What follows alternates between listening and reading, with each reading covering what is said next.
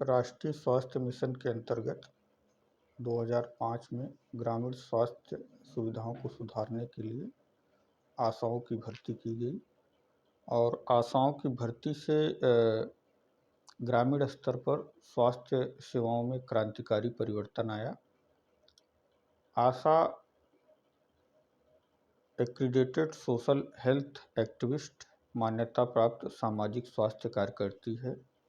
वर्तमान में आशा और आशा संगनियों के सर्टिफिकेशन के लिए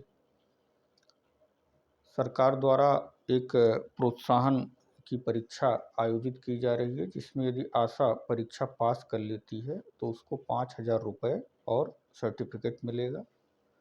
ये जो कार्यक्रम है ये स्वास्थ्य एवं परिवार कल्याण मंत्रालय तथा NHRC और राष्ट्रीय मुक्त विद्यालय संस्थान NIOS के आपसी सहयोग के द्वारा आयोजित किया जा रहा है। इसमें आशाओं को रिफ्रेशर प्रशिक्षण कराया जा रहा है, जिसमें कि आशा को प्रारंभिक प्रशिक्षण जो 8 दिन का इंडक्शन प्रशिक्षण दिया गया था वो मॉड्यूल तथा HBNC के समय आशा मॉड्यूल 6 तथा जीवन रक्षक कौशल आशा मॉड्यूल 7 इन्हीं के आधार पर आशाओं का रिफ्रेशर प्रशिक्षण कराया जा रहा है। और ये आशा 8 दिन का प्रारंभिक प्रशिक्षण और 5-5 दिन के 4 चरण में 20 दिन का HBNC का प्रशिक्षण प्राप्त कर चुकी हैं तथा ब्लॉक में उत्कृष्ट कार्य करने वाली आशाओं को पोर्टल पर फीड किया गया है और उन्हीं आशाओं का रिफ्रेशर प्रशिक्षण कराया जा रहा है। जो परीक्षा योजना बनाई गई है उसे हम आपको विस्तार से समझाते हैं। तो इसमें 3 तरह से परीक्षा योजना बनाई गई है। एक तो आंतरिक मूल्यांकन होगा जो 30 अंक का होगा और जो आशा 50% यानी 30 में 15 अंक प्राप्त कर लेती है वो सफल होगी। ये रिफ्रेशर प्रशिक्षण में जिन प्रशिक्षकों ने आपको प्रशिक्षण दिया है उन्हीं के द्वारा मूल्यांकन किया जाएगा। दूसरा सैद्धांतिक परीक्षा या लिखित परीक्षा होगी जो कि 90 मिनट यानी लगभग 90 मिनट 1.5 घंटे की होगी और ये 30 अंक का होगा, जिसमें आशा को 50% यानी 15 अंक पाने पर आशा सफल होगी। प्रैक्टिकल परीक्षा जो कि कौशल पे ली जाएगी और ये 40 अंक की होगी। इसमें 60% पाने यानी 24 अंक पाने पर आशा पास होगी।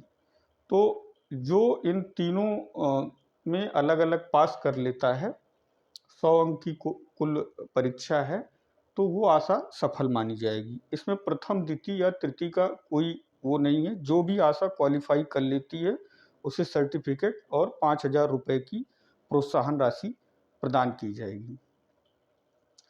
आंतरिक मूल्यांकन तो आपके प्रशिक्षकों द्वारा लिया जाएगा। अब हम जो बात करेंगे 2 चरणों में करेंगे। एक तो आपके कौशल पे बात करेंगे जो कि आप फील्ड में करती हो। दूसरी लिखित परीक्षा पर बात करेंगे। लिखित परीक्षा के लिए आप तीनों मॉड्यूल को अच्छे से पढ़ लीजिए। कुछ इसमें महत्वपूर्ण टॉपिक हैं जो कि दिए गए हैं, उसके बारे में हम आगे चर्चा करेंगे। अब हम कौशल के बारे में चर्चा करते हैं। कौशल जो होगा वो आपके 6 अनिवार्य कौशल होंगे और 2 रैंडम कौशल होंगे। 6 अनिवार्य कौशल जो होंगे वो 5-5 अंक के होंगे यानी 30 अंक के, और 2 रैंडम कौशल जो होंगे वो 5-5 अंक के वो भी होंगे यानी 40 अंक के। जो रैंडम कौशल होंगे उसके लिए हर आशा को एक पर्ची उठानी होगी जिसमें 2 रैंडम कौशल आएंगे और जो 6 अनिवार्य कौशल हैं उसमें एक है हाथ धोना, तापमान लेना, नवजात का वजन लेना, नवजात शिशु को गर्म रखना, ORS बनाना, निश्चय किट का प्रयोग कर गर्भावस्था का पता लगाना। तो ये विस्तार से हम कौशल पर चर्चा करेंगे।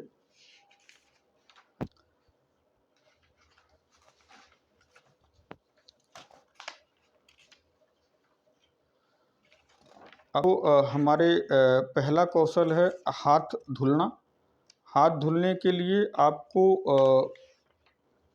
कौशल जो होगा उसमें हमें हर स्टेप वाइज चलना होगा। जैसे कि सुमन के में सबसे पहले झाग बनाते हैं, फिर पानी साबुन को लेके अंगूठी, चूड़ियाँ, घड़ी सब उतार कर हाथ को खाली कर लेते हैं। कपड़े को ऊपर तक चढ़ा के सीधा रब करते हैं 10 बार, उल्टा रब करते हैं 10 बार, मुट्ठी, एंकल, अंगूठा, नाखून, कलाई। फिर इसे साफ पानी से धुल के और कोहनी पृथ्वी की तरफ रखते हैं और हवा में सुखाते हैं। ध्यान रखें, इसे गंदे कपड़े या किसी कपड़े से पोंछे ना, बल्कि हवा में सुखाएं। इस प्रकार जो आप हर स्टेप करेंगे तो आपको हर स्टेप में उसका अंक है। हाथ धोने का प्रदर्शन ये अनिवार्य कौशल है। दूसरा आपका बच्चे का तापमान नापना। इसके लिए थर्मामीटर को उसके केस से बाहर निकालें, स्प्रिट या कॉटन से उसकी थर्मामीटर के पॉइंट को पोंछें और थर्मामीटर चालू करने के लिए बटन दबाएं। थर्मामीटर ऊपर की ओर पकड़ें और चमकती हुई नोक को बच्चे के बाह में दबाएं। अपने हाथ का सहारा दें, स्थिति न बदलें। नज़र रखें, लगातार बीप सुनाई देते तक प्रतीक्षा करें। यदि फ़ारेनहाइट चमकना बंद हो जाए और संख्या बदलना बंद हो जाए तो थर्मामीटर को हटा दें, तापमान पढ़ें और रिकॉर्ड करें। गोल या रंगीन बटन दबाकर थर्मामीटर को बंद करें। थर्मामीटर की चमकती नोक को स्प्रिट में भिगोई रुई या फाहे से साफ कर थर्मामीटर को केस में रख दें। इस प्रकार ये हमारा दूसरा कौशल हुआ। तीसरा कौशल है नवजात शिशु का वजन नापना। में हम अलग से चर्चा करेंगे। अभी 2 कौशल पर आप अपने